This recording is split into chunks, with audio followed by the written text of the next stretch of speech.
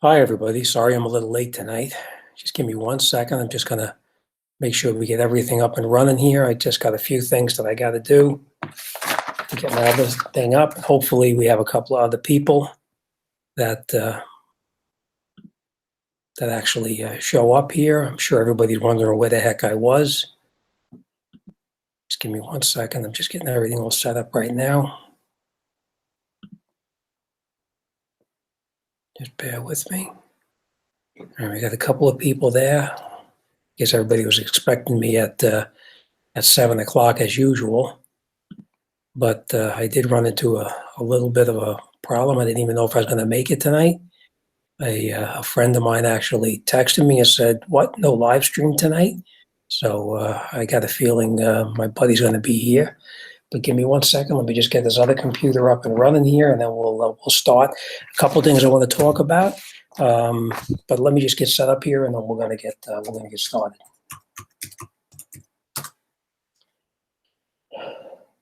As you can see, I didn't have time to change into my Hawaiian shirt, so I just didn't think I was going to make it tonight. Give me 1 second. We're almost done here.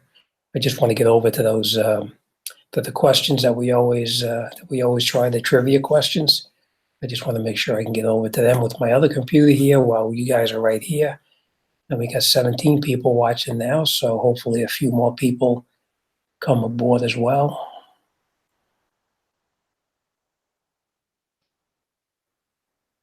Just bear with me here. Okay, remember last week, I'm going to do this and this at the same time. Remember last week we had gotten a Jumpstart box, and you remember I had criticized the company saying that they sent me the box, but there was no directions in the box at all to explain how to use the box itself. Well, Monday morning I did get an email on my Monday, which would have been probably being it's an overseas company, who knows? But anyhow, just give me one more second here. Put on my email, and then we're going to get started. Okay, what we talked about last week, we had I'll show you real quick. This Jumpstart box right here. This Jumpstart box is different than any other Jumpstart box that we've ever had or even used at any shops. If anybody has used this already, let me know. But supposedly what this box does is you connect it, you don't even have to have the battery box charged up. You take the battery box, you put it in your trunk, and hopefully you never have to use it, but if your battery goes dead, you take the Jumpstart box, you connect it up just like a normal Jumpstart box. Just like a normal Jumpstart box. You've got your cables right here, and you also have your battery pack right here. Even though this battery pack may have been laying in your car and it's probably going to be dead, supposedly it has the technology that you can actually take the battery box, connect it up to your battery that does not have enough power in it to start your vehicle up, and the little power that's left in your battery, the dead battery, you can actually take the power from your dead battery, run it through this battery Jumpstart box, and you'll actually, through capacitors or whatever they have inside of it, will actually boost the power up inside the box itself, so that inside of a couple of minutes you'll be able to jumpstart the car. Does it work? I have no idea. I will try it, and when I do try it, I'm not sure when we will, but I will try it and see if it works.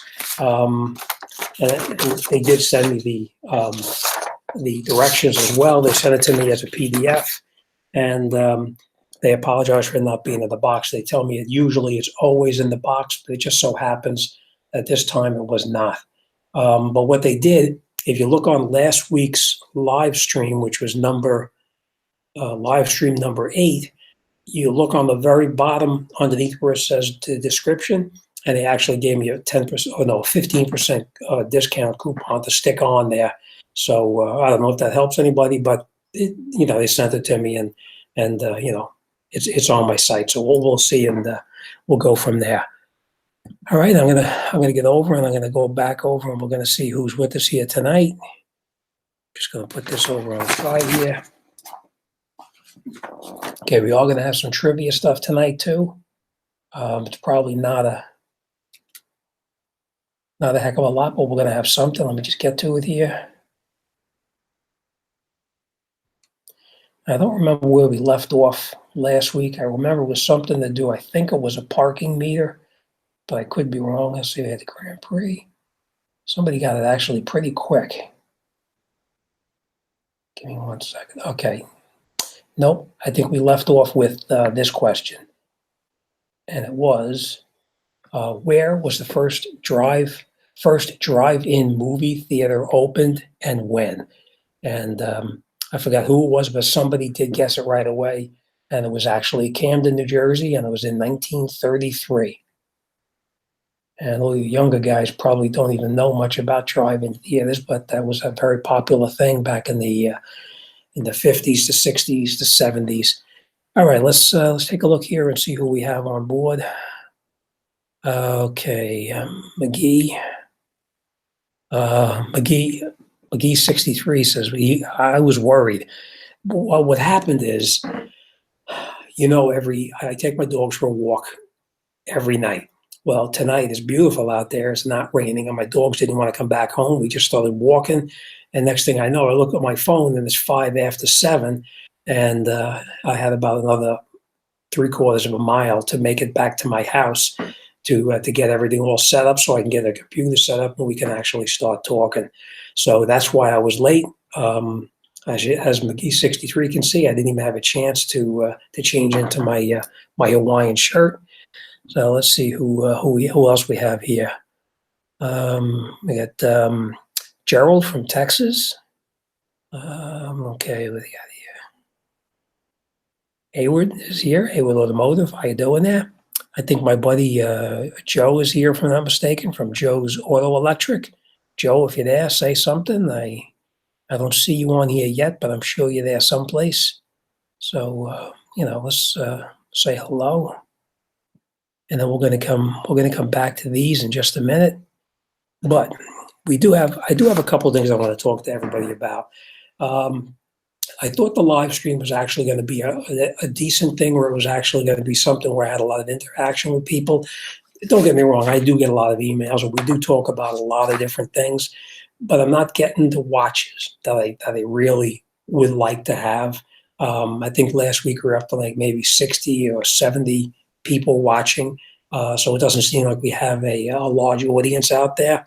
My question to you is there another night that would be better? Is there a later time that would be better? What's your opinion? Do you think it should be later? Do you think I should change the format? Let me know what you think, and we can talk about it. I hate to pull the plug and cancel it, because I know I do have a couple of people here. I see McGee 63 every week. I see John A. Clark all the time. I see Gerald all the time. Hayward. I see a lot of my regular people here, but it doesn't seem like it's picking up the way I would like it to. So we'll see how it goes. We'll give it a couple of more weeks, and we'll see how it is. Anybody has anything they'd like to change the format or whatever, let me know. We can talk about that as well. All right. So now we're going to get to a couple of questions that I have on here, actually. And sorry, I'm still sweating from walking my dogs. Okay, so let's talk about a couple of things here first. There's one thing I want to talk about here, which I really, maybe I will. I debated about even talking about this, because I had somebody on here who was actually criticizing a video that I did on here. And well, you know what? We'll get into that in a second. But we're going to do a couple of other things here first, and then we're going to get in and we're going to talk about this and see what you would do, especially Hayward or anybody else in the business. Joe's Auto Electric, if you're watching, I'd like your input here as well. Mike, if you're watching, any of my friends who are watching, anybody who's my subscribers who's watching, I want your opinion, and don't hold back. Tell me straight what you would have did in my position. All right, but we'll get to that in just a minute, but let's talk about this first. All right, this one comes from, I think it's Danielle. It says, hello, Jim. Thanks for the video. I have a 2015 Altima, and the car has the same problem as shown above. Not sure what's shown above. I actually didn't put what video it was. I'm not sure if it's, okay, it must be air conditioning. I'm not sure if it's lack of Freon because I tried to replace it. And the gauges indicated that there was enough. Also, I'm sure the compressor is working. Do you have any idea of where I should start? Yeah. First thing you should do before you do anything, get yourself a good set of gauges. Make sure that your low side and your high side have sufficient pressure in it. Now, when your AC is not running, it's normal for the high side and the low side to be equalized when it's not running. Once the compressor turns on, then of course the low side drops down, the high side goes up, and then the compressor is doing its job. But if you put the gauges on it, and you have on the high side and the low side anywhere from like 125 to 150 pounds of pressure, then you most likely have adequate charge in there, enough to get the compressor to turn on. But if the compressor is not turning on and you're sure that there's Freon in there, and don't go by pressing the little Schrader valve and seeing that it sprays a little Freon out. That's not the way you can check. You really need to know what the pressure is in the system, because all air conditioning systems have pressure switches on them. When that pressure switch gets to below a certain point or above a certain point, it will kick out the compressor clutch to keep from damaging it. I don't know, a lot of people know this, but I'm going to say it anyway. A compressor, the only way a compressor gets lubricated, it doesn't get lubricated anyway, except when the Freon is circulating through the air conditioning system. When Freon circulates through the system, it lubricates the compressor. If the compressor or the Freon is low and it's not going to circulate properly, the compressor is turning off, so you're not going to destroy your compressor. So what you want to do is, if you're sure that the Freon is full and it has adequate pressure in it, you'll get a test light. You're going to need a test light, a power probe, or something similar to a power probe. What you're going to do is you're going to get down by the clutch on the compressor itself. You know, the compressor is the clutch, is the round part like this. You're going to watch your fingers, because it's very easy to lose a finger when you have your hands in there and the car is running. You do have to have the car running to do this. So what you want to do first is shut the car off. You want to get down by the compressor, and you'll have a connector down there that's probably going to have 2 or maybe 3 wires connecting to the clutch. What you want to do is you don't want to puncture the wire. You want to back probe behind where the wires go into the connector. You want to slide a very thin, they make a special tools for it, but if you don't have the special tool, you can just open up a paper clip and slide a paper clip in behind the electrical connector, so you're actually checking behind the 2 leads. Then you're going to leave the paper clips in there, make sure they're not touching anything. Go into the car, start the car up, make sure that your air conditioning is on, in the on position. I'm sorry about that. Make sure that your air conditioner is in the on position, and then you're going to take your power probe or your test light or whatever you have, and you're going to check for power and ground to the compressor. If you have power and you have ground, then you know your compressor clutch is most likely no good. If you don't have a ground or you don't have power, you'll need to backtrack the wiring to find out where the failure is. The ground, you're going to have to follow that wire back. It probably connects real close to the compressor up in the clutch area someplace, or on the body. Sometimes those wires will get a little oxidized and they'll break. If that's the case, you got to fix it and you're good to go. Or if you have no power on the power lead, then you're going to need to get I'm sorry, I'm just going to shut this phone off.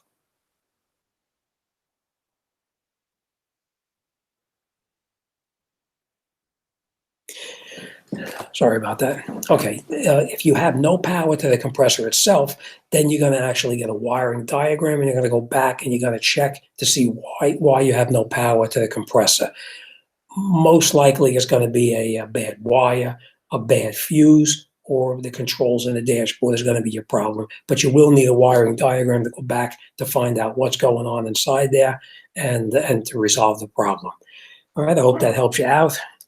I'd be curious to know what the pressure is in this air conditioning system, because I have a feeling that you're going to wind up with low Freon, and that's what's causing it not to turn on. All right, so let me grab my pen, and I hope I was able to help out with that. Now we have 22 Ms. Martz. It says, Jim, if you replace struts, do you have to get a four-wheel alignment? If you do 4 struts on a vehicle, then yes, you need to get a four-wheel alignment. If you're doing just the front struts or just the rear struts, you really should get them all 4 wheels aligned. But if money is tight and you can only do the one front or rear, depending on which one you're doing, then whatever ones you change, if you change the front struts, then you'll need to get a front wheel alignment. If you change the rear struts, then you need to get a rear wheel alignment. Me personally, I always recommend, if you're going to get the alignment, do a 4-wheel, because you're not going to have any problems. Worst thing you can do is, if you did front struts on a vehicle, put new struts in it, and you get the alignment reset on it, and you drive the car and you still have a little bit of a pull to one side, left side, right side, whatever, you're going to think that the guy who did your alignment possibly did something wrong. And when the reality of it is, it could be the back alignment that's out that's causing the car to drift off to the side as well. So to answer your question, you need to do at least the 2-wheel alignment wherever you put 2 struts in. And if you did 4, then you want to do the 4-wheel alignment. I hope that helps you out with that one. Okay. Let's see what we got going on over here. First, I'm going to talk a little bit. What anybody has any questions for me? Just watch brake line video. John A. Clark says, just watch your brake line video. Really liked it. Now, anybody who doesn't know what John's talking about is, I did a video last week. I posted it, and the video was actually how to flare a brake line properly, how to double flare a brake line properly. The mistake a lot of people make when they flare a brake line is they don't ream out the inside of the line to make sure any burrs are off there, because you need to have that perfectly round before you put the tool in to actually do the first part of the flaring. But if you do it the way I show in the video, it'll actually come out perfect. As you can see, if I showed you the one that I did and the one that came with the vehicle or with the line when you buy it from the store, they look identical. So if you follow the video, you too will be able to flare a line properly. Now, I did say it was for a brake line, and I also said it's for a fuel line too. I will emphasize that you can also use it for the power steering. You can also use it on transmission lines. If you're doing a double flare, you can use it on anything that fluid runs through. I've seen guys already with brake lines, and not only brake lines, but on gas lines where they put compression unions on it, and the compression union blows out and you lose your brakes, and then you got a big problem. The worst one I ever had, I had a truck come into my shop one day, no brakes. I look in the back, it's leaking fluid by the right rear wheel. I go up over the top of the wheel well itself, and that's where the fluid's leaking from. I expected I was going to look up there and see a rotted brake line. No, I didn't see a rotted brake line. What I saw is actually the metal brake line, which was 3/16 and 3/16, and in the middle of it, there was a piece of 1/4-inch vacuum hose with a clamp on either end of it to hold the fluid in. And you know what happened as soon as he stepped on the brake? That hose blew off, lost the pressure, and that was it. Luckily, he didn't crash, though. All right. McGee63 says, I was worried, Jim. Nope, I'm here. Gerald said, good evening from the deep south. Sorry, I just scrolled ahead. Stanley Jacobs says, hi, Jim. How are you this evening? I sent you a photo that was, oh my gosh, Stanley, that's right, for the OBD connector. Hang on one second. Let me just take a look at my emails here. I did see it. I didn't open it yet, though. Okay. All right, Stanley, that OBD connector is the old school type.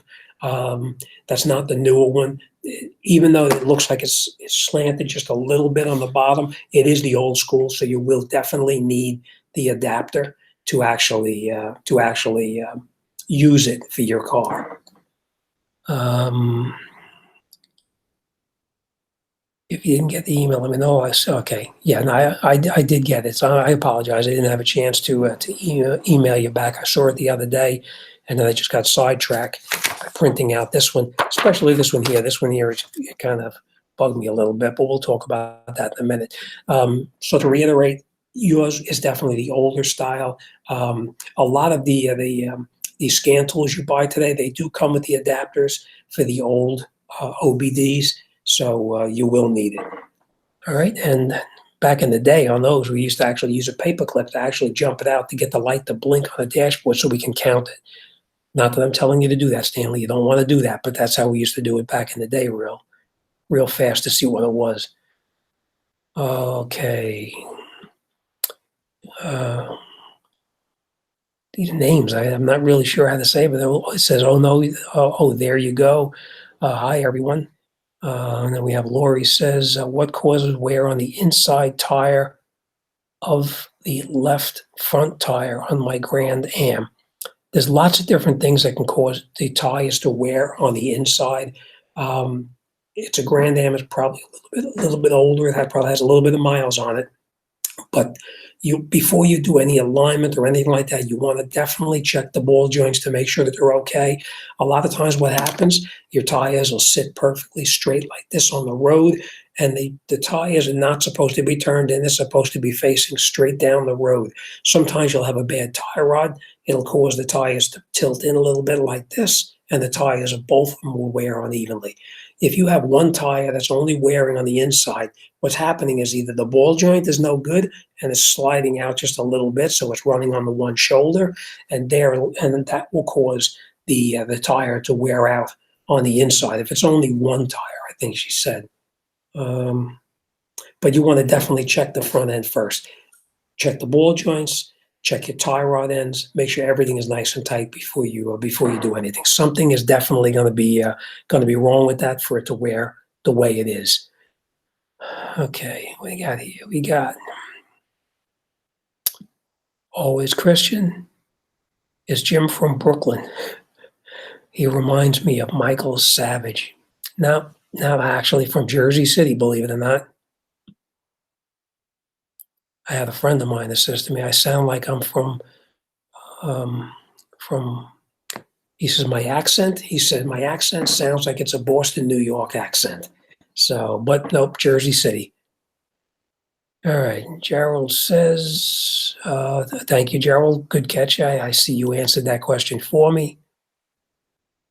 And Toyota Ron says, hello, how many people work at your shop? Right now, it's just myself. And if I get jammed up, I have a helper that'll come in and help me. You've probably seen him in some of the videos, but most of the time it's just me working at the shop. Chris Smith says, hello. Steve G from North Carolina. Hi, Steve. We got my buddy Joe from Joe's Auto Electric. He's here. Hey, Joe, welcome. I'm going to get to some more. I see you down the bottom. You said something else too. And Joe, remind me, we got to talk about the incident that, you know what? Let me just read a little bit further. When I come back, I'm going to talk about this, something that happened to Joe. I'm going to write this down so I don't forget. You guys are going to get a kick out of this one. And a lot of you guys are going to say that it's impossible. That could not have happened. But I'm going to tell you about it in just a second. And then Joe, you can just click in there and tell everybody if it's telling the truth or if I'm telling the story. Okay, let me just go here. Lo Yang says, how does a shop justify what they charge an hour, and how do you feel about customers bringing their own parts to be installed? Okay, well, this is a very delicate balance you need to have here.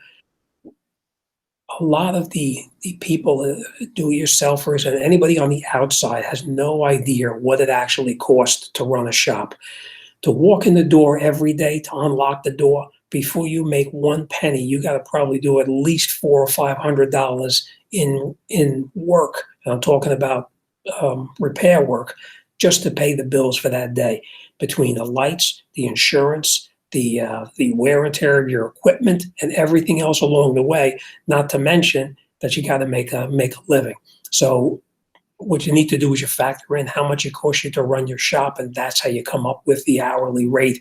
Most guys in the area all charge the same thing. Down in the Bayonne area, Most guys are anywhere between 75 to $125 an hour, depending on what kind of specialty they are.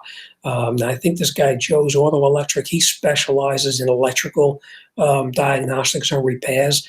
A lot of guys don't take the time to do that kind of work. He does, so he does get a little bit more than the average guy might charge. But this guy, when he does the job, he does it right. There's no halfway doing a job and just rigging it up to get it out the door. I did see a video that Joe just put out recently, which Joe, I didn't even tell you about. It looked pretty good. It was the one about that the guy had somebody change the a fuse, and he sent them down the road, and it happened again, burned out again, and he wound up with a problem again. So check out Joe's channel and see what you think. He's a pretty sharp guy when it comes to auto electric.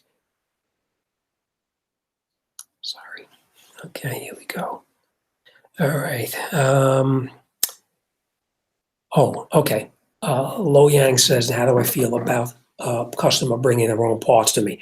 I have no problem with a customer bringing their parts to me. A lot of shops will not work on a car if a customer brings their parts to me. I will do it, but this is what I tell the customer. If I take that part and put it in the car and that part is no good, they're going to pay me labor a second time to put that part in. If I supply the part and it goes bad, there is no labor. I do it for free. So I always leave it up to them. And if they choose to give me the part and put it in, they understand that it's going to be on them if there's a problem. And I'm going to tell you about a story I have. I had a guy come in. It was a Grand Marquis, or maybe it was the Crown Vic. I'm not really sure what car it was, but it was that body style. The guy comes into me. He hands me a windshield wiper motor, and he says, I bought it at a big box store because I have a relative that lives there. I need you to put this into this car for me. So I said, no problem. I can do it. And I told him the same thing I just explained to you. If I put it in and it's bad, you'll pay labor a second time to put it in. I put the motor in there, put it all back together, and it's really not a bad job, but it does take you an hour to do it, so you do have an hour's labor involved with it. Put it in the car. Now, the wipers previously, when you turned them on, the wipers would work perfectly, no noise whatsoever. But when they shut off, they would actually stay straight up in the window. That's why you guys know it's a Crown Vic or a Grand Marquis or something, because they always shut off up on the top like that, or they fail on the top. So he gives me the motor. I put it all in there, put it together, turn the windshield wipers on. I'm half deaf, but I could hear those wiper motor growling as it went up the window. Went up the window, came back down, went up about halfway, and stopped moving. The motor was no good. So needless to say, I wound up getting the motor from my guy. He paid me labor to put it in the second time, and he lost on that one. But the big box store did refund his money for him. So that's the understanding I have. The next thing I tell people too is if I take the car apart and that part is the wrong part, which happens frequently in this business. Anybody who's in the business knows you get a part, you open the box up and it's wrong or boxed incorrectly, or was at somebody else's shop and they switched them around or something. If I open up the box and I go to put it into the vehicle and that part is the wrong part, I will get the part. I'm not going to wait for them to get the part. I buy the part at my local parts store. I hand them the bill. They pay me for the part. And then it's on them to return their part to wherever they got the wrong part from. So that's how I work it. A lot of guys do it differently, but that's the way I do it. All right. Bill Mac 12345 says, "Hey Jim the car guy, super guy. Thank you very much, Michael. Good to see you here. I hope you had a good trip and congratulations. You know what I'm talking about." Hayward says, haha, I'm the wrong person to ask. 25 years in the Air Force, we call all that give us trouble targets of opportunity. I like that. Oh, Joe, you see that too, huh? Big Dog 50001 Automotive. Hey, everyone. Good to see you. I saw Big Dog, I saw that you sent Mike a couple things, Disgruntled Mechanic. It's pretty nice of you. I saw the video the other day. Very nice.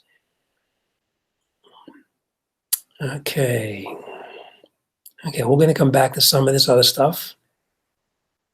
Hey, Lon, how you doing? Yeah, no Hawaiian shirt. I got jammed up today. I was walking my dogs, and I got stuck out on the on my walk, and I just didn't have time to even run and grab a Hawaiian shirt before I came on.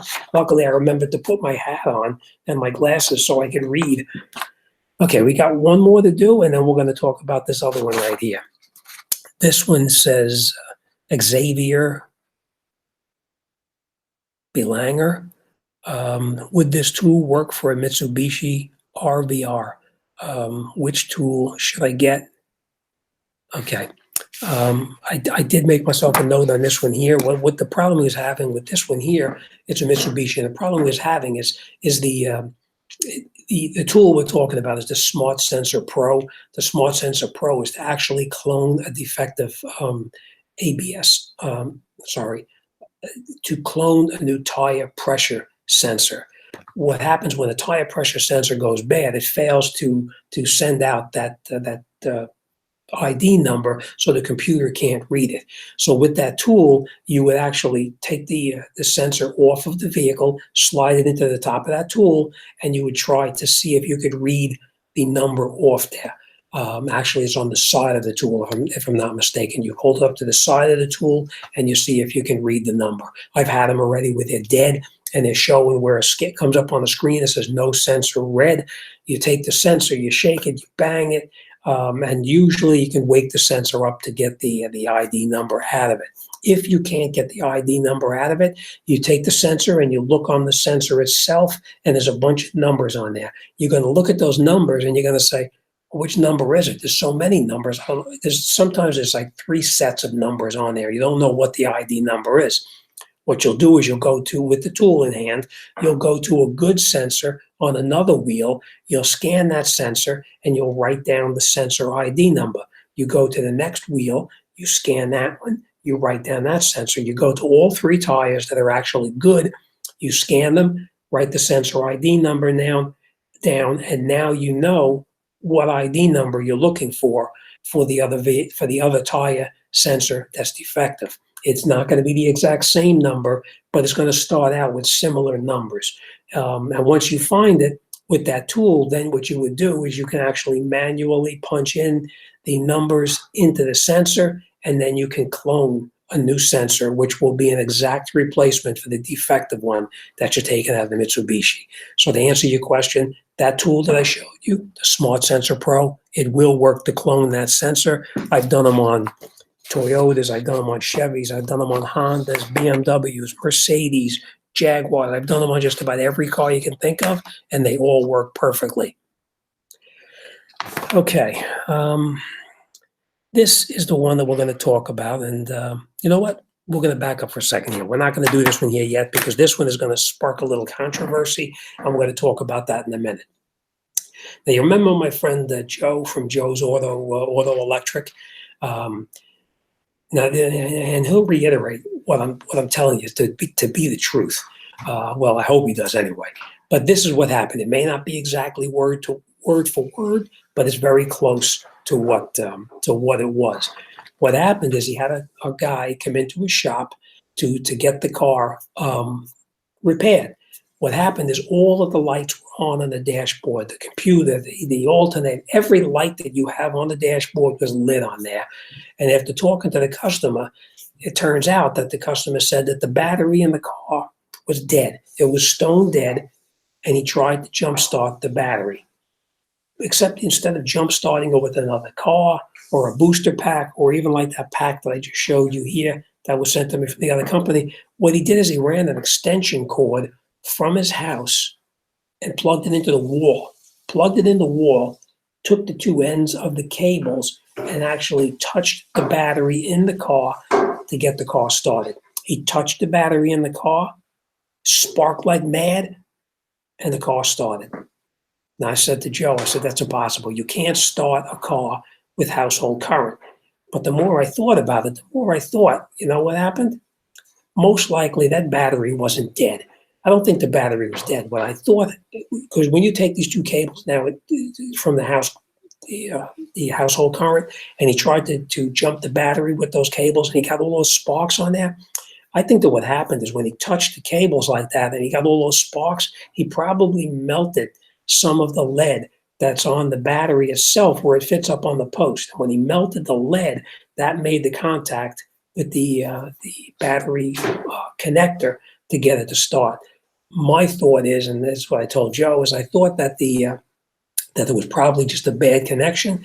Had he taken the battery cable and just rotated the battery cable back and forth, he probably could have gotten the car started. But as it turns out, when he touched it with the wires from the household current and the sparks all took place, he probably melted some of the lead, and that's how he got the car to start. That's just my opinion. That's what I think happened. And Joe, if you'll, you can just tell everybody that's the truth. That's really what happened. I'm watching for your comment here, Joe. Scrolling down. I agree 100% with Jim. Bad connector at the terminal. That's exactly what it was. You believe that? 120 volts to jumpstart the car, and he wonders why all of his computers and everything else in the car got fried. And I think he drove out, not even fixing the car, if I'm not mistaken, right, Joe? Melted the extension cord to the house as well. Yeah, lucky he didn't blow up the battery. That's right. It's amazing what people do. I'll tell you another story too, but we're going to talk about another one here. All right, so that was the jump start. I'm going to tell you about another one. I'm just writing myself a note because we're going to talk about this, because this happened to me when I had a gas station. I looked in there and I didn't know what the heck was going on. But we're gonna talk about this one here that I said first. Remember, I said, let me just go back a little bit. I'll say, I'm not going to mention any names here because I really don't want to get into a discussion with anybody about this. But there was a video that I did, and Joe, you might remember this one too, because I think I told you about this one. I had a guy come into me that had a bad coupling. It was I think it was I know it was a Nissan. I don't know if it was an Altima or a Maxima or something like that. But what happened is the guy went to another shop and they wanted to sell him a rack and pinion. They told him his rack and pinion was no good and it was X amount of dollars. And the guy didn't want to spend that money. He wanted me to check it and see what it was. So what happens, I get the car up on the lift, I take a look at it, and it's very common with these cars. What happened is the coupling between the steering shaft where it comes down and the rack and pinion.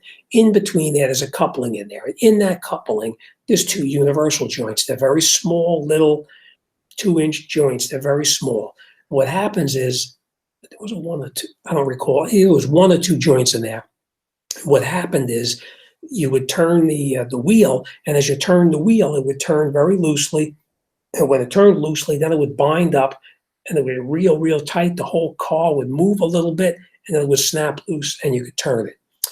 So what I did is I went underneath there, and I disconnected the tie rod ends on the car. So take the ball joints out of the equation. We took the ball joints out, took the strut out, took the bearing plate out. We disconnected all of that, so we only had the rack and pinion still connected, and the steering shaft itself. And when you turned the wheel, I could watch the coupling. It would actually, instead of turning pretty straightly, I could watch it buckle and pop, buckle and pop. So I knew that the coupling was no good. What I told the customer to do, and which I want to find out what your opinion is on this as well, I told the customer he needed to change the coupling. The argument or the discussion that and I'm going to read to you what he said to me. Okay, he says, couldn't you just lubricate it and put it back in? If the part isn't defective or worn, why would you replace it when it needed to be lubricated? And my thing back to him was, a lube will never work, especially on your steering. And then he writes, so it was worn or defective? And then that's at that point I decided I'm not even going to talk to him because I can already tell where this guy's train of thought is going.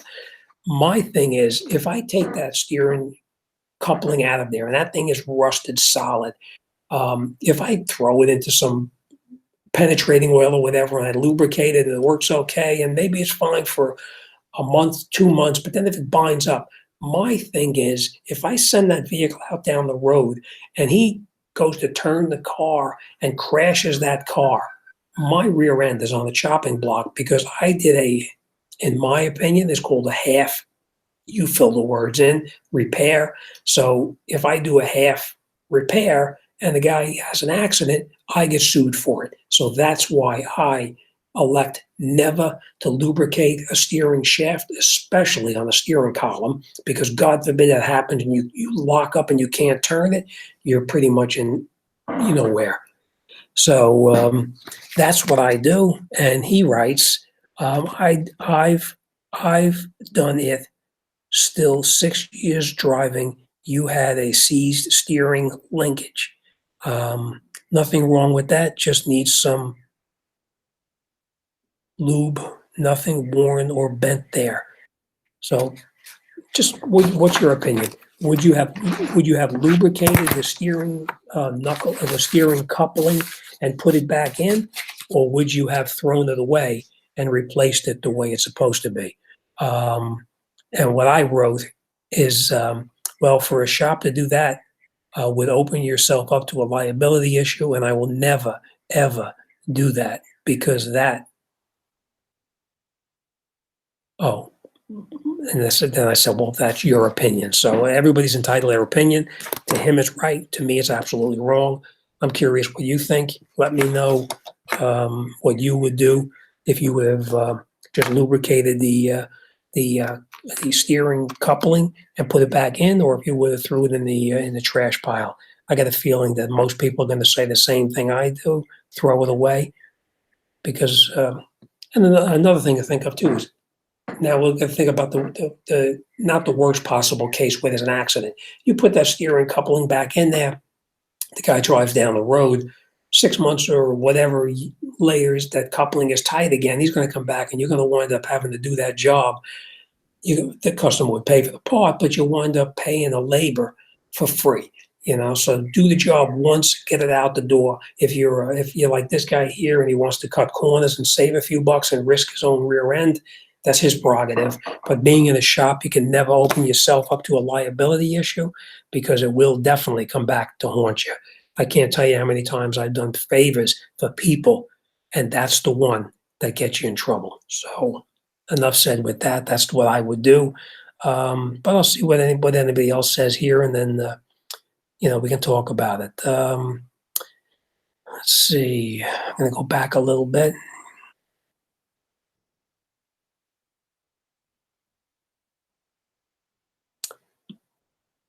Okay, I'm going back to where we can talk about this. Okay, we're going back to McGee63. Wondered why he didn't put his tongue on the positive and his finger on the car battery. I'm going to tell you another. I'm going to tell you another story. Okay, so you get an old guy started. I'm writing this down so I don't forget it. Okay, we're going to talk about this, and this one will be directed to McGee63. What he said is similar to that. Joe writes, can't fix stupid. Rare diamond chings. That's my buddy from Hawaii. Hope everything is well with you over there. I hear you guys got some issues going on there today. Hope everything is okay.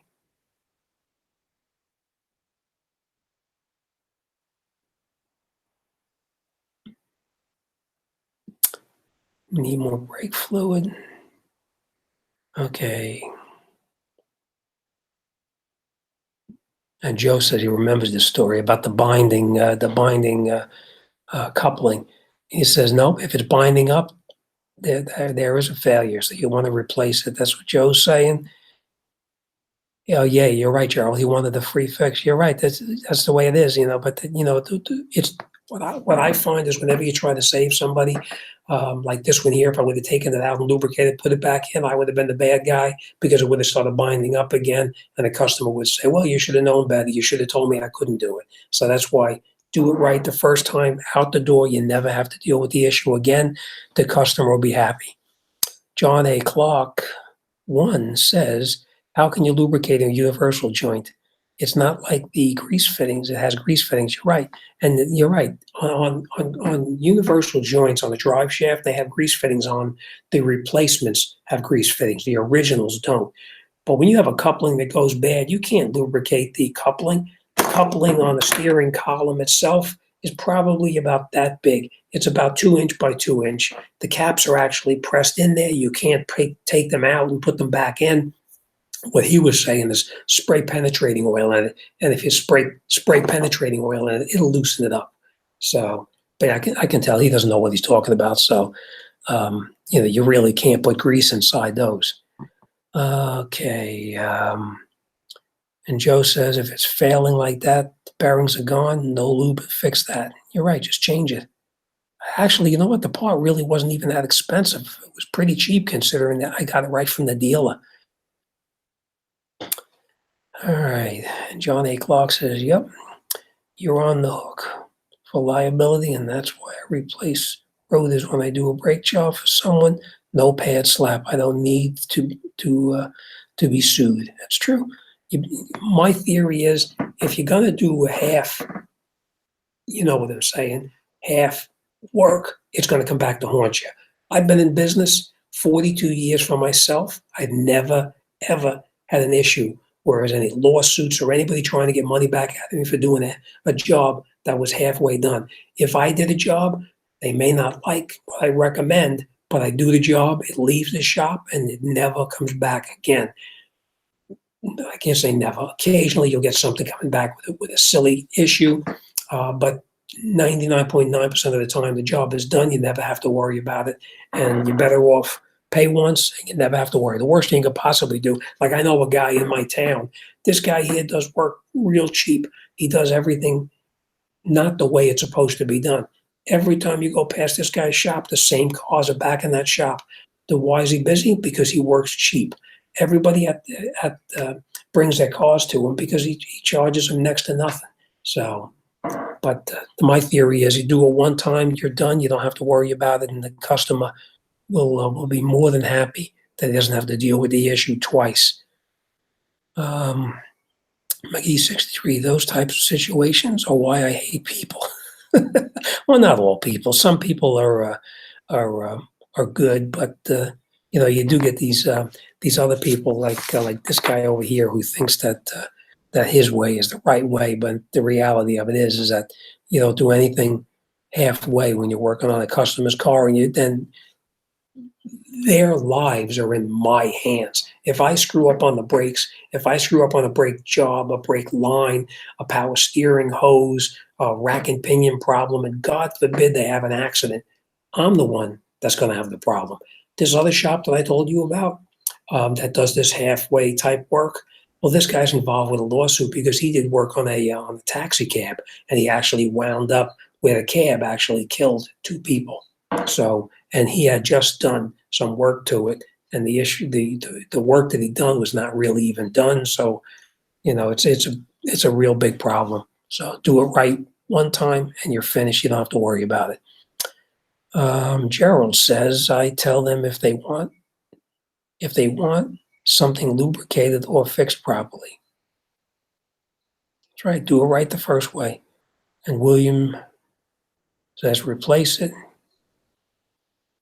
Joe says, wow, my thoughts are this guy is taking his life in his hands by trusting that as a fix. Yeah, I guarantee you that car, you leave that car sitting for a couple of days, I guarantee that car is going to start to rust up. He says 6 years he didn't have a problem. I know he's just talking. He's just probably making it up as he goes along. There's just no way that would have lasted like that because it was whatever year. I think he said it was the year of the car. Maybe he didn't, but it was something like I don't know, an 08 or an 09 or a 10, something like that. So in 5 or 6 years from the factory, it locked up, and you're telling me you just spray a little bit of lubricant in and it lasted 6 years? I don't think so. Okay, Lon says I would replace the parts if needed for the entire suspension and the steering system. Only makes sense. That's right. That's the way I look at it. Don't do anything halfway. If you're going to do it right, do it right the first time. I can't tell you how many people came into my shop, and anybody in the business will have this happen. I'm going to tell you one that this happened. Lady comes into my shop, bring the car in the shop. My guys do the oil change. The car needs brakes. I think it was either a Toyota or a Honda. Pretty sure it was a Honda. Comes into the shop, and the brakes are, dead. Tell her how much it is and everything. She says, no, I'll bring it back. and I don't see her for a long period of time. She comes back a couple of months later, 6 months down the road. I take the car, I drive the car into the shop. As I drive the car in the shop and I step on the brakes are squealing like a freight train trying to stop. I went into the office. I said to him, I said, these brakes in here really have a problem here. You really need to replace these. She said, yeah, I wanted to ask you about that. I went to a guy down the street who did it for half the price that you, oh, you know what? No, it was a Toyota. It was a Toyota and it was a Camry. He did it for half the price that you were going to do it for, but they squeak like crazy. And I said to her, that's why I told you I was only going to put on a quality brake pad and rotor because it would not squeak like that. She said, well, how can you fix it? I said, the only way to fix it is take the stuff on there off, throw it away, and put new on there. And what do you think I did that day? I did the brakes. I did the brakes. She wasted the money having the other guy do it. She thought she was getting a deal, and she got pretty much ripped off. So nobody likes to pay, but you want to do the job once, and you want to be done with it. All right. John A. Clark says, nope, I would replace it. Don't need the headaches. I work at a dealership, go through rusty steering joints on Toyotas a lot, especially Tacomas. Those Tacomas, they rot like crazy, right? No shields on them. Replace the joint for the very same reason you mentioned. Yep, it's very, very common. Lubricated. Oh my gosh. Now I heard it all. I would never lubricate anything. It's no good. Throw it away. And Joe says maybe he does that with a worn universal joint. Yeah, that's true. That's true. You do that on a U joint. You pump it up with some grease and it may go away, but all those needle bearings are already worn down. And the needle bearings are shot, so it's not going to really do anything. Absolutely replace the coupling. Hayward says if needed to be replaced because the angle of the U joint goes into a bind, you don't have to lubricate. You replace. It's true. That's true. Okay, so everybody pretty much agrees with me. So let's see. We have 20 mechanics say replace it, and we have one guy who's going to lubricate it. So I guess us 20 are all wrong, and he's probably right. So, all right, we're gonna cross this one off the list. We talked about it, and that's it. Okay, I'm going to tell you this one. I had one time when I had a gas station, my guys checked the oil in this car. We had this van come in. And when the van comes into the shop, my guy comes in. He says to me, there is no dipstick in the engine. I said, no dipstick. I said, there has to be a dipstick. And it was a Dodge. So I go outside and I opened up the hood. I looked underneath there. And I never, ever saw an engine like this before. I looked at it and the engine had 4 spark plugs. And instead of being, now it's a Dodge back in like probably the late 70s, early 80s. They were all 8 cylinders back then. It was a van. I looked at it, it's 4 spark plugs sticking up, and I can see the 4 spark plug wires on it. And after a second or two, I'm looking at it, it's like, holy crow. What happened is it was an 8 cylinder, and it's a V8. So it's like this, the engine, you have 4 plugs here, 4 plugs here, and the pistons are right there as well. What happens is the motor mount actually broke in the vehicle. The engine twisted so much around that it actually turned, and the one bank of the cylinders, the 4 spark plugs and the wires and that valve cover was facing up. That's how much the engine rotated inside the engine compartment. But that's one thing that really stuck in my mind because I never saw that. I saw it once and I never saw it again. And that was on a Dodge van. So it was actually kind of unusual. The Chevys were notorious for doing that. The Chevys used to break the motor mounts. So when the motor mounts would break, the engine would actually twist. The accelerator pedal would go to the floor and you couldn't stop the cars. But Dodges, that never happened to. It was kind of unusual, but that happened to me. Next one I'm going to talk about. I think it was McGee 63, maybe I'm wrong. Somebody said that haven't touched their tongue to the battery terminal or something with the cable. I had in the wintertime, the shops get really kind of messy. You have all the water melting off the cars. You'll have ice and slush. The floors are really nasty. So, me working in the shop, I have my boots on and everything. But I had a guy come in, and he comes in and he's drunk as a skunk. He could barely even stand up. And he's inside the shop. And I'm trying to get him out of the shop.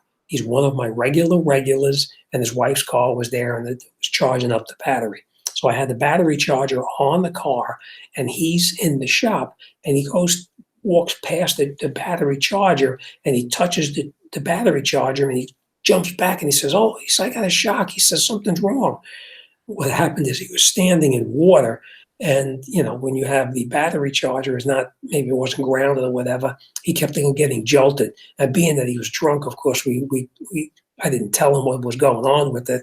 I went over and I touched the battery charger. I didn't feel anything because I'm wearing my boots, and my boots are rubber, so I didn't feel anything. And he went 3 times. I got him to go back and touch that battery charger, and every time he did, he got jolted. So that was in my younger days. Just want to share that with you.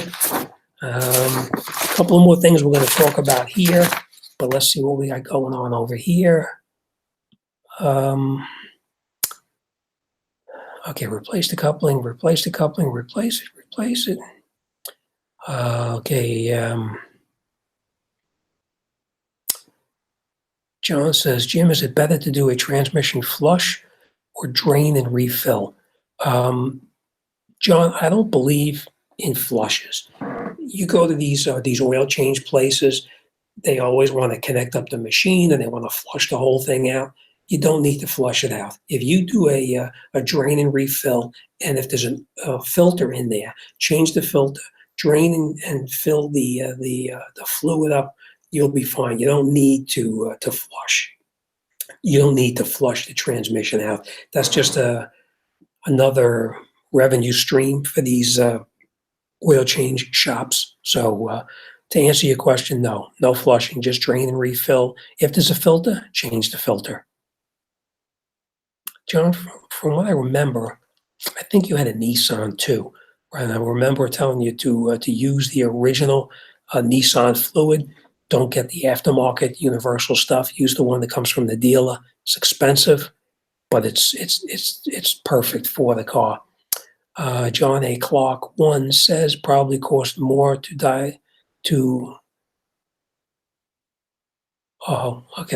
probably cost more to around with the joint to free it up than just to replace it with the new part anyway. You're right.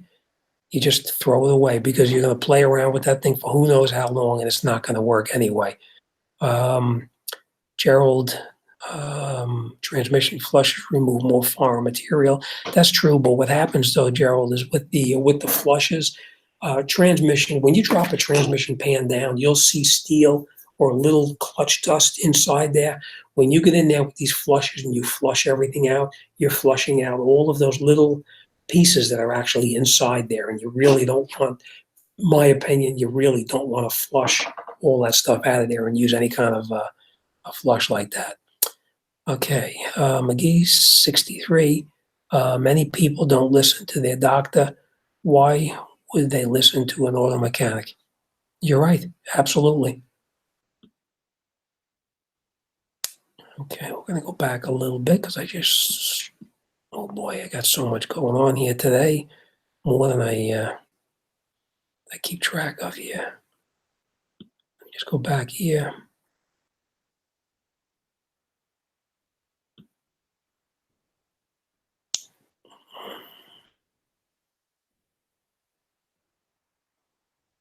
Okay, here we go. Okay, Joe.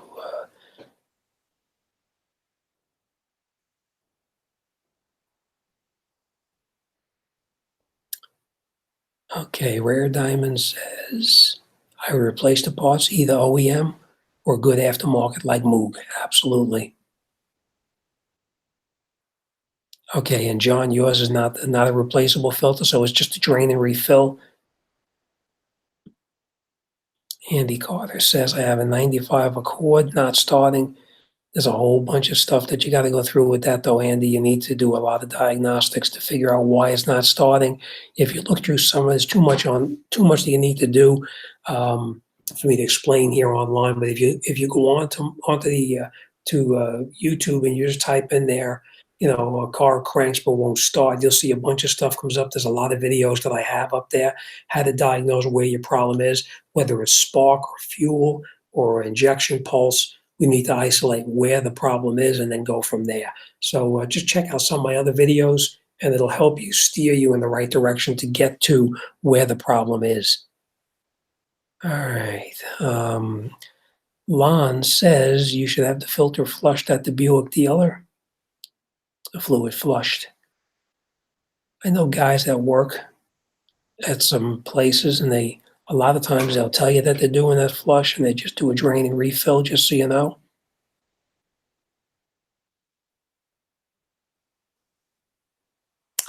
Okay, Andy Carter says I need help. Andy, it's too much for me to talk about now, but if you want to send me a question, a personal email or whatever, I'll try to help you out with it. Chris says I have a backup camera that only works in the summer. Santa Fe 2013. Only works in the summer, huh? It sounds like it's going to be a little bit of an issue. Probably need to have someone take a look at it when it's not working, because if it's not working, that's when you have to check it to see what's going on. If you check it when it's working, you can't tell for sure.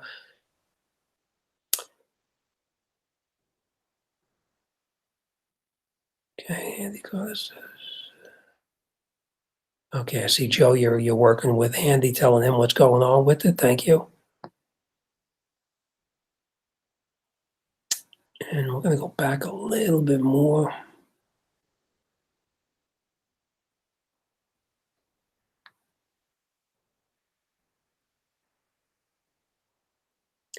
Okay, Joe's saying to Andy Carter, first thing to find out what's lost. You have to find out what system is causing it not to start. All right, so Joe, if you can talk to him about that, that'd be great. Gerald says, is it getting fuel and spark, Andy? It's true. You need to isolate what system it is. When you crank it, okay. I'm getting fuel. Okay, we're gonna just pass up a lot of this stuff. Reclusive Mountain Man, hi, how you doing? Hope everything is well. I'm gonna skip past a lot of it. AC cold up to the accumulator, dryer, not so in the cabin. John A. I'm not sure if you were talking to somebody else on there, but if it's not getting cold in the cabin, it could be a couple of things. You want to definitely, I've seen them already, especially on Toyotas, that the passenger side will be warm and the driver's side is cool. You want to check your pressures just to make sure that the pressure is not a problem, because if the pressure in the AC system is low, it'll definitely cause a problem, and that could be going on too. So check your pressures first, and then if you send me a message, we can talk about it. Okay,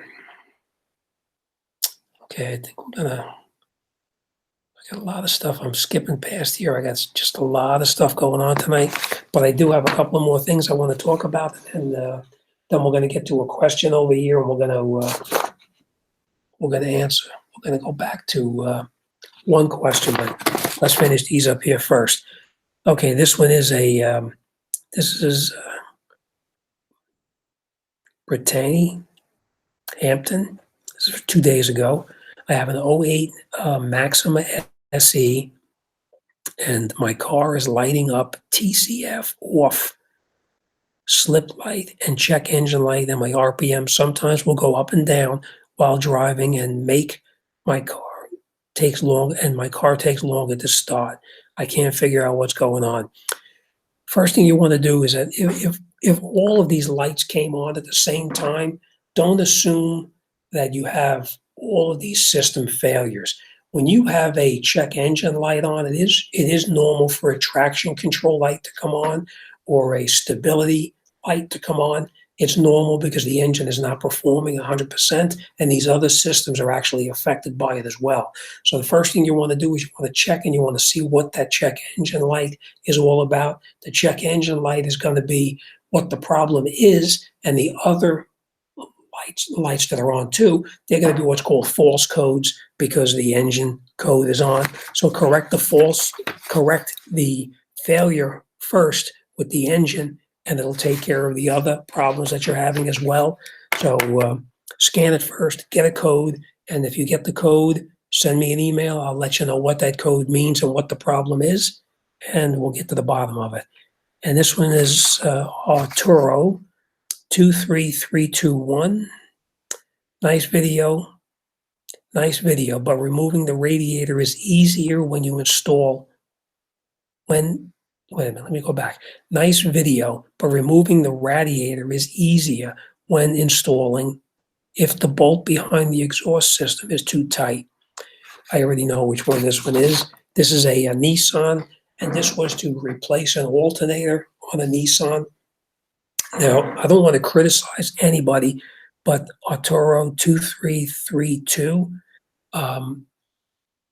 whenever you do a job, you want to always do the least amount of work.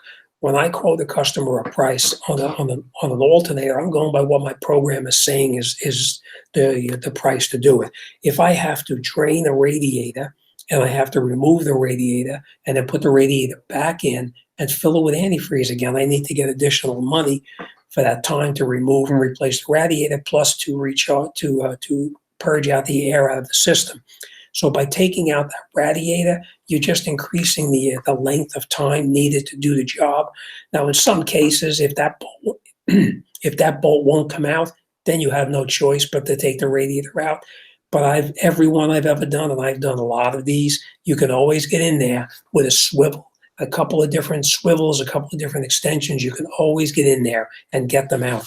Even when it's rusted solid, like that one that I did in the video, and it was rusted solid. I think it was a Nissan Maxima. It was solid rust. I still got it out. So you always try to do a job with the least amount of stuff being removed.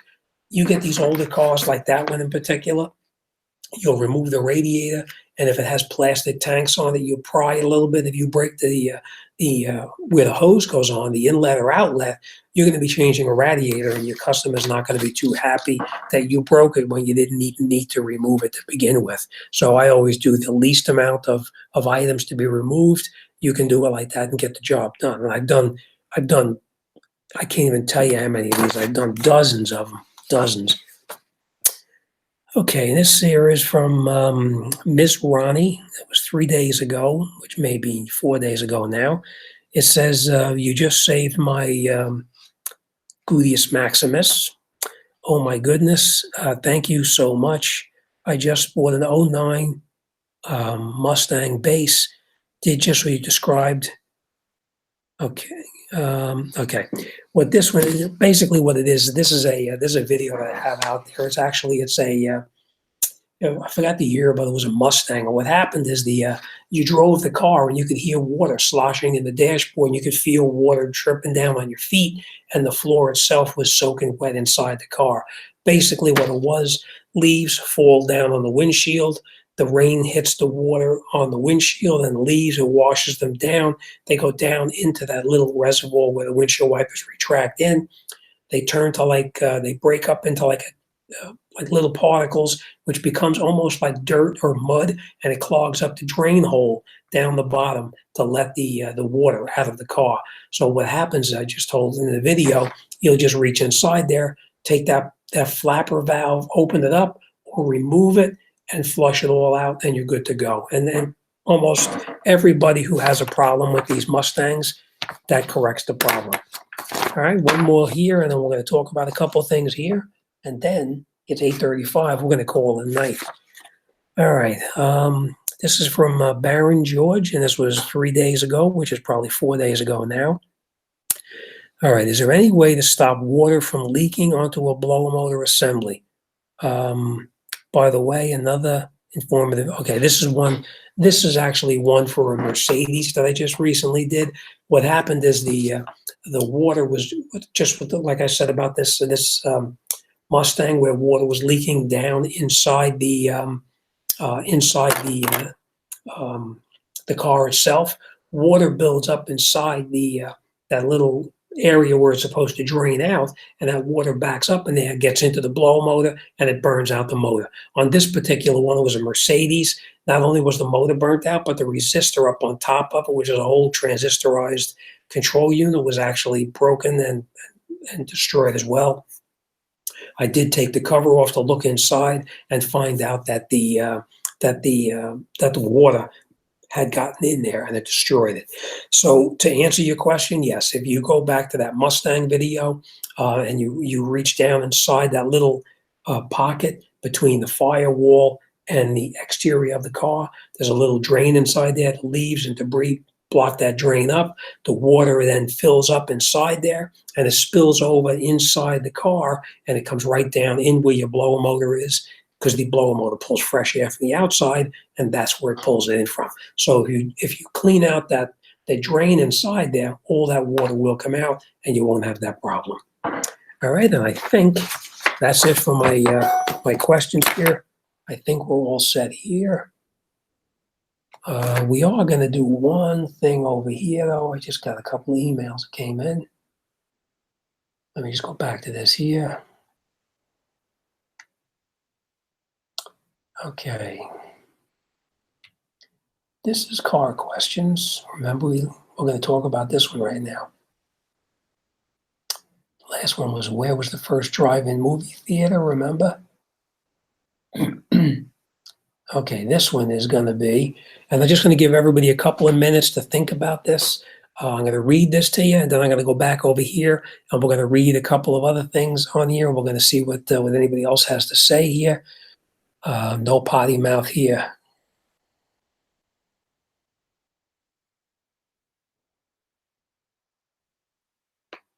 Yep, you're right. Okay, this is the next question.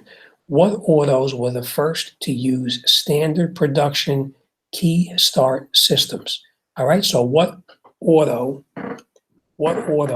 were the first to use a standard production key start system, meaning put the key in the ignition, turn the key, and start it up?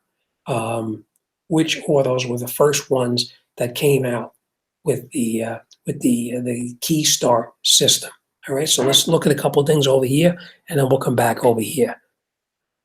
Okay, I see that Joe is still working with Andy over here. John A. Clark says, hey, I said a clean word, dink. That's good. So sometimes you have to substitute it. Like I said, Gluteus Maximus, because it was something else that was written in that email. Good thing I didn't read it. No potty mouth here. This is Robert says, thank you, sir, for your service to the community. I really appreciate this. And believe it or not, Robert, I like doing what I'm doing. I like helping people here and on YouTube more so than sometimes working at the shop. So I do enjoy what I'm doing here as well. Reclusive Mountain Man says, what kind of pocket knife do you carry? This kind. That's in my pocket most of the time, all the time at work. The reason I like it is because it's a serrated blade on here, and it cuts through any kind of anything that needs to be cut open, the box or whatever. And what I like about it too is it actually it has that quick open up on it too. So I like it, and it clicks onto my pocket, and I don't lose it. But that's only to open up boxes, because I get so much stuff all the time, and there's nothing worse than you're trying to do something and the box has got that crazy tape on it. And luckily, I always have my knife in my pocket, and I can cut it open and get it out. But that's the knife I carry at work. And here is my two work computers right here. So this is my my desk at home, of course, as you know. Okay, Chris says my oil reads 5W30, but the books read 5W20. Chris, I would be real careful with that. If on the cap it says 5W, I'm thinking is, Chris, maybe I'm wrong. Maybe you can just send me an email, let me know, or maybe you can just respond here. What kind of a car is it? Is it a Toyota or is it a Honda? I got a feeling it's going to be a Toyota, because I think the Toyotas said you could use either one, but let me know. And the car is still working. Just use 29 Auto says, Chris, just use 530. Most likely, I'm going to say whatever it says on the cap is what you want to use. but sometimes they do have where it says different things on it. Okay, just go here. Oh boy, I just touched it and all of a sudden I got like 30 or 40 things here. Okay. Okay, I don't know how that happened, but all of a sudden I got like probably 40, 50 little things popped up here. Possible, okay, I see it's still working there. I really enjoyed live stream shop talk. It's cool, just like barbershop talk. Thank you very much, and hope everybody else. I'm kind of disappointed how the subscribers or the watch is actually going here. I'm not getting the watch that I thought I would be, but we'll see how it goes. Maybe it'll pick up, and anybody who thinks that maybe I should do it at a different time or whatever, let me know, and we can talk. Okay, we have Reclusive Mountain Man says 5W30, probably better protection unless you're using a quality synthetic. Hi, Jim. I'm Mohammed from Sudan. You are doing a great job. Appreciate that much. I have a Y62 Nissan Patrol mirrors. If it's folding afterwards, sometimes it will. Okay, that I'm going to have to talk to you about that because that's a little bit involved to go into that. Those folding mirrors can be sometimes a pain in the rear end. Stanley says, "Can you tell me what brand to get?" I'm sorry, Stanley. I would have to go back through that and see. I'm not sure exactly who you were talking to or what we're talking about. Gustone Mechanics says, "What's up, Jim? Hi, and welcome here." Joe McGee, I trust Jim 100%. Thank you, Joe. Okay, I think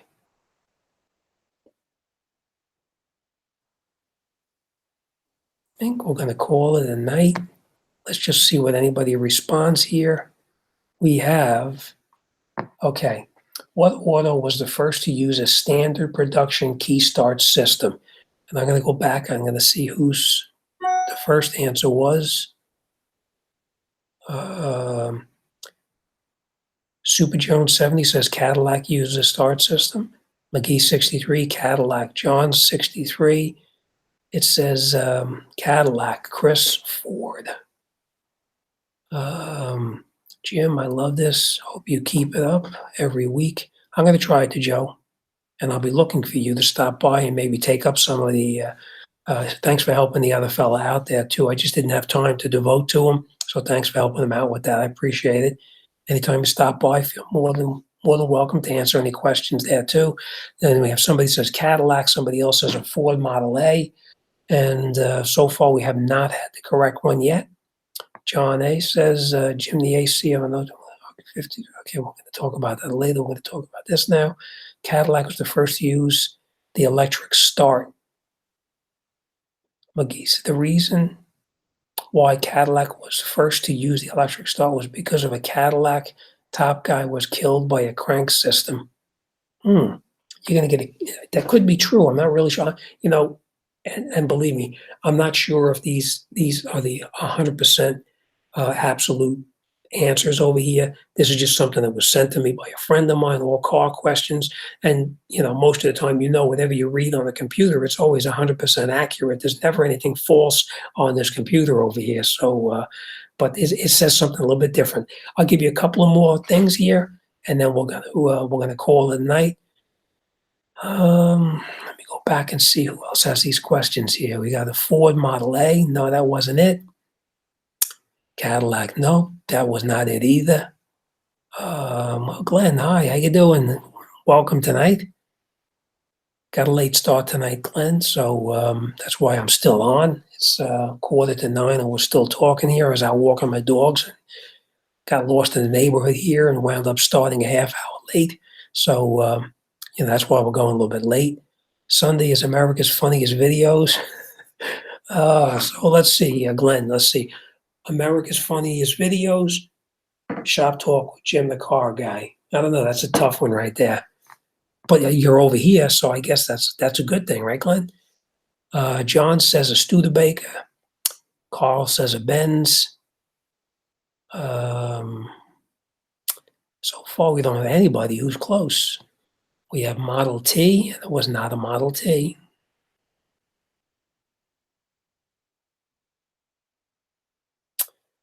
McGee63 says a Duesenberg.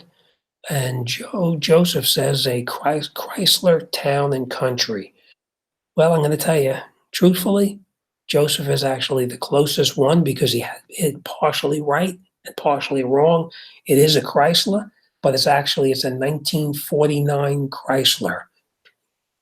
The Town and Countries actually came later on, but that's partially right. So it was a 1949 Chrysler. That's the answer. All right, what else we have here? Haywood Automotive says a Buick. Nope. I got one here. Let me just see this one here. We maybe do one more. Let me just see this. This was one of my favorite cars that I never had. So, okay, you know what? Let's do this one here too.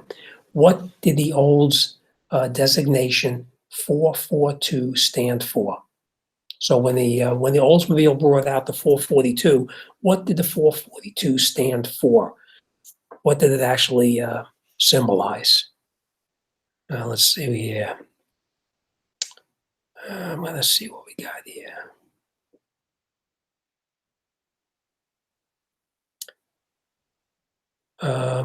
Glenn from Ozstar says to me, Jim, what was your first car? My first car was a 1963. It was a 1966 F85 Oldsmobile with a 330 4-barrel carburetor. That was my first car. That car was like practically bulletproof. That's the one that actually, you remember last week I was talking about this, a single master cylinder. Back in 1966, that car had a single master cylinder. So when you had a hydraulic failure on these cars, you had a blown wheel cylinder or a broken line, you stepped on the brake pedal, your foot went right to the floor. And when that happened to me, a lot of you guys don't know where this is, but I was up in Palisade Interstate Park, driving along the Palisades, and down from the Palisades, there's a road just on the side of the mountain, and down probably a couple hundred feet is the Hudson River, and that is where my brakes failed on mine. Okay, we're going to go back to that question. What did the Olds designation 442 stand for? I'm going to go back and I'm going to see what we have here because I have a couple of people that answered. And I'm pretty sure Ozstar said 4-speed, 4-barrel, dual exhaust. Close, but not quite. Joe says 4-barrel, 4-speed, dual exhaust. And that's it. Joe was right. And Joe, I'll bet you any amount of money you Googled it or you hacked into my emails. It actually says, what did the old designation 440? Oh, wait a minute. No, you know what, Joe? I know you. I know why you know this. You have a friend of yours that actually has this 442. That's the car that I always wanted to get and never got. It was the old 442. But it meant 4-barrel carburetor, 4-speed trans, dual exhaust, 442. That's what it meant. Now I know why you know it, Joe, because your buddy has this car. 4-barrel, 400, 4-speed. Yeah, it looks like a lot of people know it. Tell you the truth, I didn't even know it myself. I really had no idea. And McGee63 says, and we're going to talk about this too, McGee63. You're a good friend of mine on the computer, but I'm going to tell you exactly what I think about Chrysler. Chrysler, crappiest cars on earth, yet were innovators. I'm going to go back in the old days when I first started. I was a Chrysler man. That's all we ever ran was Chryslers. And the Chrysler, when you got the 383s or the 440s, those things were heavy, big cars. And the Chevys, the Fords, the AMCs. You guys don't even know, a lot of you guys don't know what the AMCs are, but the American Motors Corporation made a car was called a Javelin. All those cars, they took off from the line. They were like a bullet. They would take off the line. They would, every time, the Ford, the Chevys, the Javelins, everything would beat the Chrysler from the lights. Once the light blinked down, they always beat them. But that Chrysler, once it got halfway down that quarter mile, that Chrysler was unstoppable. At the upper end, that Chrysler would just eat up everything. I can't tell you how many times off the line we'd be back a half a car length to a car length, and by the time it passed on the end of that quarter mile track, we were car lengths ahead of them. Them Chryslers were just monsters on the upper end. They just ate everything up, except one of my motorcycles. I raced a guy one time, his Chrysler, and he couldn't catch me on my motorcycle. I blew him away like he was standing still. But that's when I was young and foolish. Okay, I think we're going to call it night here.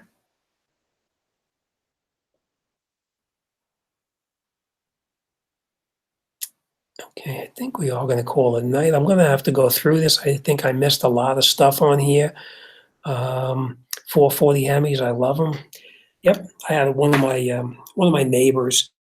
My neighbors in my neighborhood don't know what I do for a living. I don't tell anybody what I do for a living. When I come home from work or I leave to work, I wear regular civilian clothes. I don't wear my work clothes back and forth, so nobody knows what I do. Up the street from me, I have a guy up there.